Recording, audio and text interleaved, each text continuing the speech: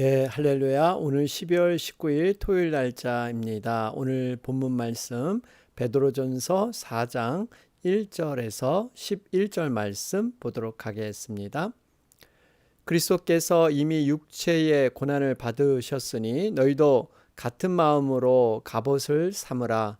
이는 육체의 고난을 받은 자는 죄를 그쳤음이니 그 후로는 다시 사람의 정욕을 따르지 않고 하나님의 뜻을 따라 육체의 남은 때를 살게 하려 함이라.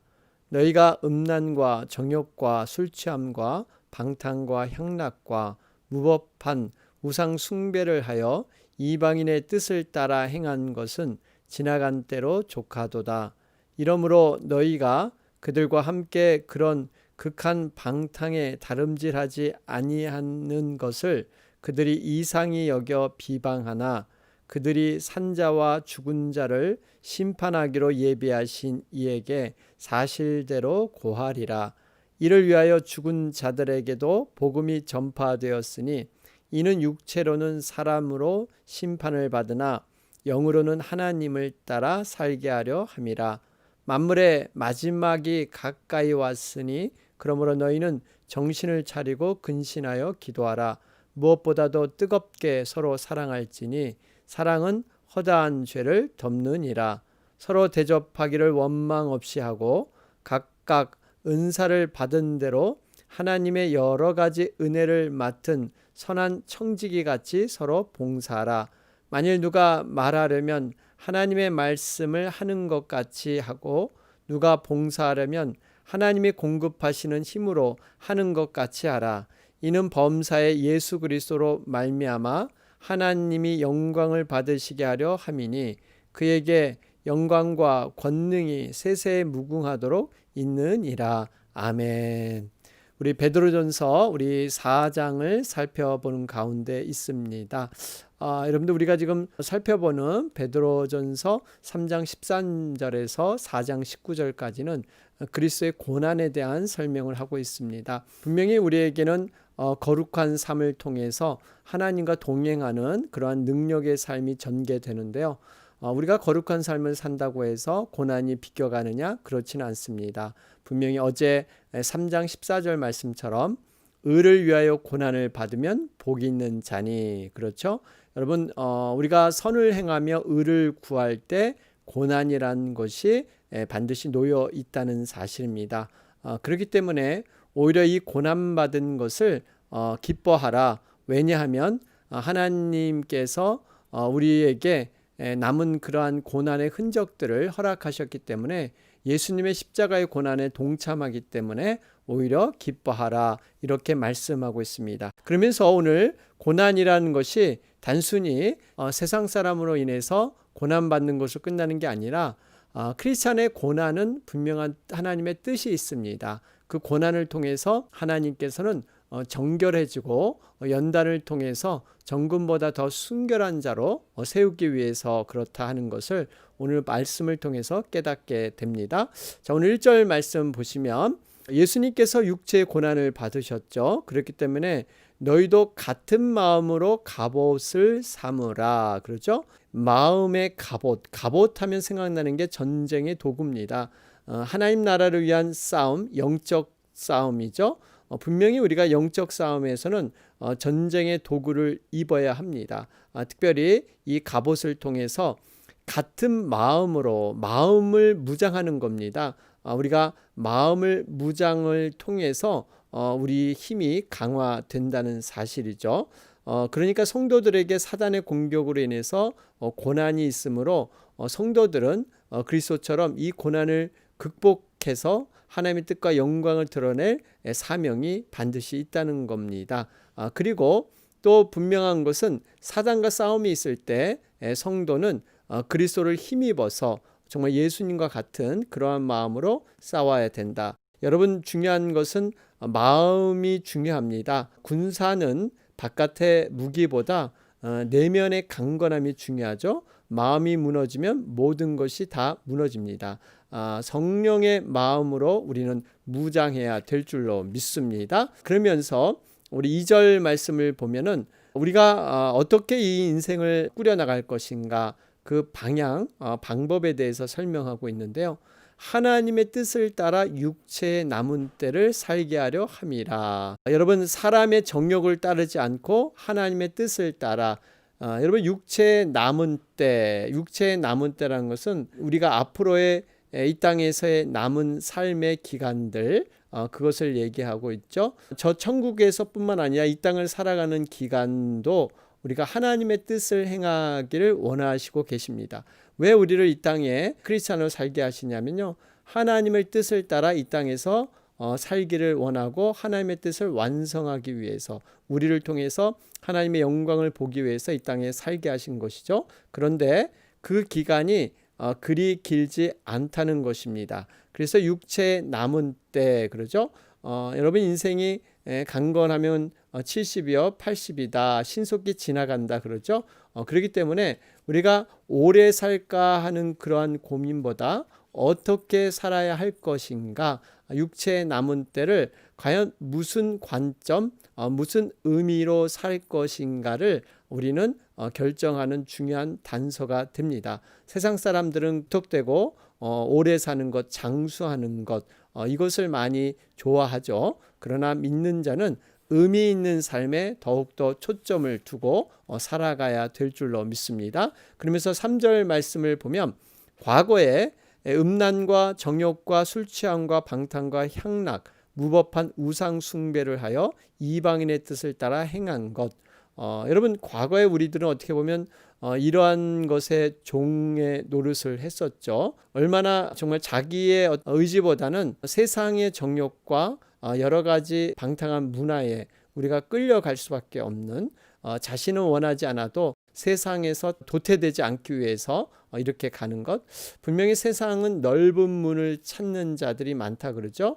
우리는 좁은 문을 찾는 자들이 진정한 크리스찬입니다. 세상의 문은 넓은 문이지만 갈수록 좁아지는 것이죠. 그러나 하나님의 문은요, 처음엔 좁은 것 같지만 갈수록 정말 넓어지는 문. 그래서 우리가 육체의 욕망을 따라 사는 것이 행복해 보이는 것 같지만 결코 그렇지 않습니다. 하나님의 뜻으로 살아갈 때 여러분, 진정한 내면의 행복, 내면의 깊이 있는 만족이 있다는 사실입니다. 그렇기 때문에 우리가 과거에 행한 것, 그것으로 족하다 그래요. 분명히 우리는 이미 다리를 건너온 사람들입니다. 한강철교 아시죠? 다리를 끊는 것, 또 콰이어강의 다리. 여러분, 다리를 끊는 이유는 이제는 그곳에 있는 사람들이 넘어오지 못하도록 완전히 단절하기 위해서 다리를 끊어 폭파시키는 것이죠. 어떻게 보면 우리의 삶이 그렇습니다. 우리는 이미 건널 수 없는, 이미 돌아갈 수 없는 이러한 다리를 건넜다. 그래서 지나간 때는 족하도다. 여러분, 족하도다는 뜻이 뭡니까? 지나간 것으로 충분하니 이제 더 이상 방탕의 삶을 살지 않는 것, 그것을 의미하고 있습니다. 그러면서 4절에 너희가 그들과 함께 그러한 극한 방탕에 다름질하지 아니하는 것을 그들이 이상히 여겨 비방하니. 여러분, 세상 사람들의 속성은요, 이제 자신들이 쾌락의 삶을 살며 세상 문화를 즐기며 방탕한 삶을 살 때 함께 동조하지 않으면 이상히 여긴다, 비방한다, 분명히 말씀하고 있습니다. 마태복음 18장에도 이 돼지 떼들이 정말 귀신 들려서 바닷물에 다 빨려 들어가듯이 빠져 죽는 모습을 보고 있죠. 여러분, 이것은 어떻게 보면 자신이 귀신만이 죽는 게 아니라 그 귀신이 돼지를 동원해서 함께 죽음으로 치닫는 것. 여러분, 이것이 어떻게 보면 사단의 모습입니다. 사단은 쾌락으로 달려가는 사람만 멸망하는 것이 아니라 다른 사람들까지도 멸망에 빠지도록, 그래서 로마서 말씀처럼 자신이 옳다 할 뿐만 아니라 다른 사람까지도 함께 이렇게 죽기를 각오하는, 유도하는 이러한 일이 있죠. 그렇기 때문에 우리가 이러한 처사를 당했을 때 여러분, 이것을 당연하게 받아야 됩니다. 세상 사람들이 이상히 여기고 비방을 받는다는 것. 여러분, 어떻게 보면 믿음으로 받게 되는 고난이 나에게 있다 그러면요, 내가 어느 정도 참된 성도가 되었다, 여러분 세상에서 올바른 믿음으로 진리의 말씀으로 살다 보면요, 이러한 오해와 비방을 받을 수가 있습니다. 그럴 때 오히려 우리는 하나님 편에서 우리는 괜찮은 평가다라는 이러한 영적인 자부심이 있어야 될 줄로 믿습니다. 7절 말씀을 보시면 만물의 마지막이 가까이 왔으니 그러므로 너희는 정신을 차리고 근신하여 기도하라. 여러분, 정신 차리고 근신하여 기도하라. 지금 베드로 전서를 기록한 사람이 베드로입니다. 어쩌면 베드로는 지금 7절 말씀을 얼마나 자신이 뼈아픈 그러한 경험에서 실패한 경험에서 깨우친 교훈을 우리들에게 말씀해 주고 있습니다. 여러분, 겟세마네 동산의 기도 잘 아시죠? 이 세 제자에게 깨어서 기도하라. 그런데 그들은 육적인 연약함 때문에 깨어 있지 못하고 다 잠을 청했죠. 기도하지 않으므로 평생 후회했던 이러한 베드로, 베드로가 정말 과거의 자신의 실패를 통해서 이러한 기도에 대한 중요성을 강조하고 있습니다. 이것을 보면 우리가 정말 하나님 안에서 이 실패는 반드시 깨달음을 전제로 해서 그 깨달음을 가질 때 좋은 거울이 된다는 사실입니다. 그렇기 때문에 여러분, 실패도 하나님이 쓰신다, 그런 말이 있죠. 반드시 하나님 안에서 우리가 온전히 거하면 반드시 그러한 깨달음을 통해서 더 좋은 모습으로 하나님은 서게 하신다는 것입니다. 특별히 정신을 차리고, 우리가 정신을 차리지 않으면 마음과 정신이 혼미케 된다는 것입니다. 거라사 귀신 들렸던 자의 주님이 치료로 온전케 된 후 제정신이 돌아왔을 때 그러한 상태를 묘사하고 있죠. 미친 것과 반대되는 정신을 차린다. 근신한다는 또 뜻은요, 술 취함과 반대되는 절제 생활입니다. 그러니까 우리가 정신 차리고 근신하여 반드시 기도에 임해야 된다. 그렇지 않으면 세상의 그 흘러가는 그러한 흐름 속에 그냥 물 흘러가듯이 함께 떠나려 갈 수밖에 없는, 이것이 현대의 삶이다 하는 것을 볼 수가 있습니다. 자, 그러면서 8절 말씀에 무엇보다도 뜨겁게 서로 사랑할지니 사랑은 허다한 죄를 덮느니라. 여러분, 종말의 여러 가지 증거 중에 거짓 선지자가 난무하고 전쟁과 기근이 이렇게 일어나고, 특별히 사랑이 식어져 가는 증거가 나타나죠. 여러분, 사랑이 식어져 갈 때 마지막 종말이 될수록 여러분, 더욱더 우리는 사랑을 뜨겁게 나눠야 될 줄로 믿습니다. 그래서 여기 보면 뜨겁게 서로 사랑할지니, 여러분, 이 사랑으로 종말의 때 서로를 세워주고 기도해 주면서 보살피는 것. 여러분, 그래서 사랑은 허다한 죄를 덮느니라. 하나님의 사랑은 어떠한 죄도 다 회개하는 자를 용서하신다 하는 것을 볼 수가 있습니다.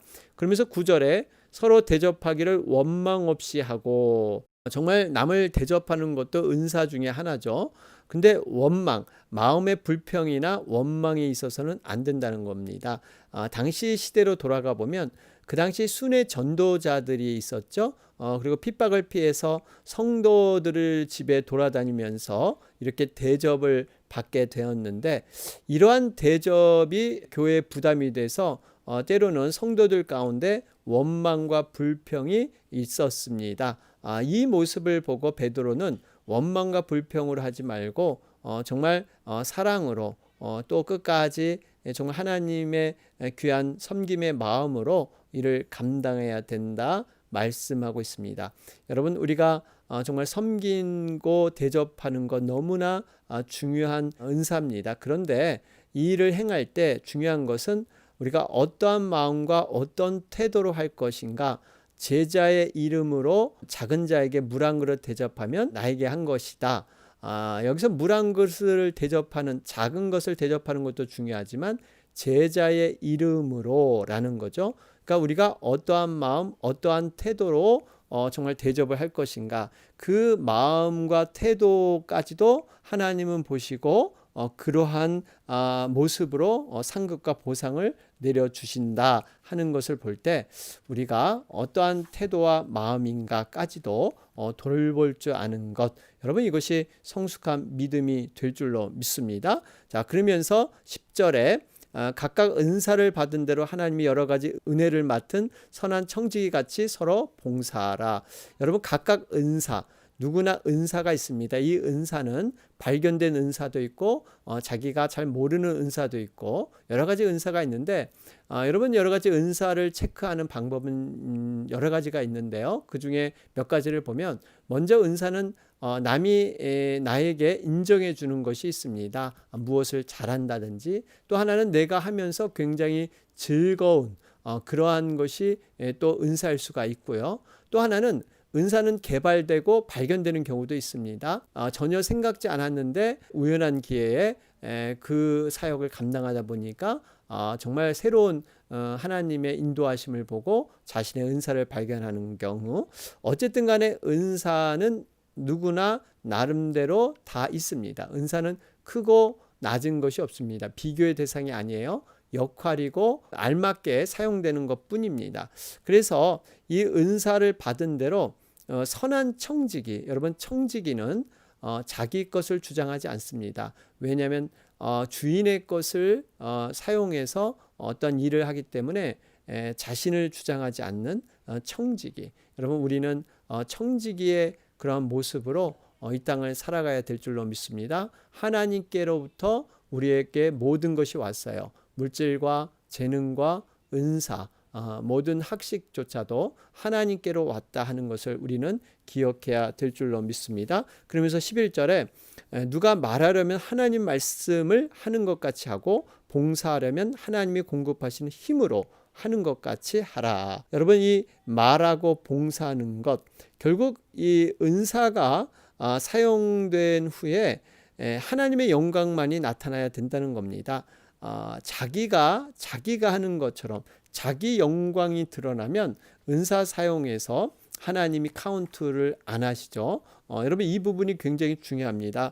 교회에 열심히 봉사하고 사역을 했는데 하나님 앞에 섰을 때 우리가 내 것을 주장하고 내 이름과 영광을 위해서 만약에 드려졌다면 어떻게 보면 참 안타까운 일이지만 하나님이 평가하시는 카운트에 들어가지 않습니다. 분명히 하나님의 영광을 위해서 드러나는 것만이 여러분 하나님의 온전한 은사 사용으로 받아 주신다는 것이죠. 그렇기 때문에 우리는 늘 정말 열심을 가지고 봉사할 때 물론 이것은 굉장히 중요한 일이고 또 아름다운 일인데요. 거기서만 멈출 것이 아니라 내 자신 속에 과연 하나님의 영광, 그 이름이 있는가를 우리는 돌아봐야 합니다. 우리가 하나님의 종이고 하나님의 사역자면 이러한 것들을 우리가 돌아보면서 오직 하나님의 영광만이 드러날 수 있도록 우리는 모든 일을 감당할 때 이 절제되는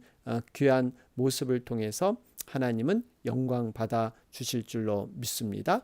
우리 오늘 말씀 정리해 보면 고난으로 정결해지고 사랑으로 봉사하는 삶, 우리가 종말의 시대를 어떻게 실제적인 삶에서 살아갈 것인가 하는 것들을 우리가 돌아보았습니다. 여러분 오늘 토요일 날짜죠. 지금 우리 교회에서 다니엘 40일 특별 기도회를 준비하고 있습니다. 12월 22일부터 1월 30일까지 40일간 기도하는데요. 6가지 방법으로 참여할 수가 있습니다. 여러분들 나눠드린 그러한 간지, 지금 몇몇 분들은 사진을 찍어서 이렇게 보내주셨는데요. 여러분들도 나름대로 결단하시고 이번 다니엘 기도회를 통해서 하나님의 큰 은혜와 또 2020년을 마무리하고 2021년 또 새롭게 시작하는 이러한 귀한 때에 함께 기도로 동참했으면 좋겠습니다. 다니엘은 그가 70년의 포로 생활 가운데 모든 것이 새롭게 회복될 것이라는 것을 계시로 깨달았습니다. 그런데 그 계시를 깨달은 시간이 언제냐면 66년, 67년경이었어요. 그러니까 한 3년만 있으면 하나님께서 포로들을 다 회복해주고 이제 예루살렘을 다시 이렇게 회복해줄 것을 하나님의 계시를 통해서 분명히 알았습니다. 여러분, 그런데 다니엘은 그때 기도했다는 사실이에요. 여러분, 하나님의 뜻을 알아도 기도가 필요합니다. 하나님의 뜻을 완성하기 위해서는 하나님께서 그러한 기도하는 자, 하나님의 백성의 기도를 통해서 하나님은 최종적으로 일을 하십니다. 지금 코로나 사태 백신이 나와서 이렇게 접종이 시작이 됐는데요.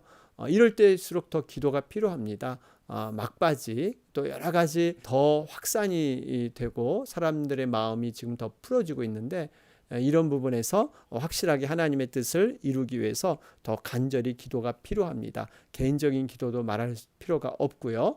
여러분, 그래서 꼭 이번 기회에 기도와 말씀으로 함께 하시는 여러분 모두가 되셨으면 좋겠습니다. 그래서 주일까지 여러분이 결단하셔서 이렇게 사진 찍어서 보내주시기 바랍니다. 우리 다 같이 우리 또 내일 주일 예배, 특별히 내일이 성탄 감사 주일 예배입니다. 이주상 선교사님께서 말씀을 전해주시고 또 선교적인 관점에서 또 말씀을 풀이해 주십니다. 여러분 위해서 간절히 기도해 주시기 바랍니다. 다 같이 기도 드리겠습니다. 주의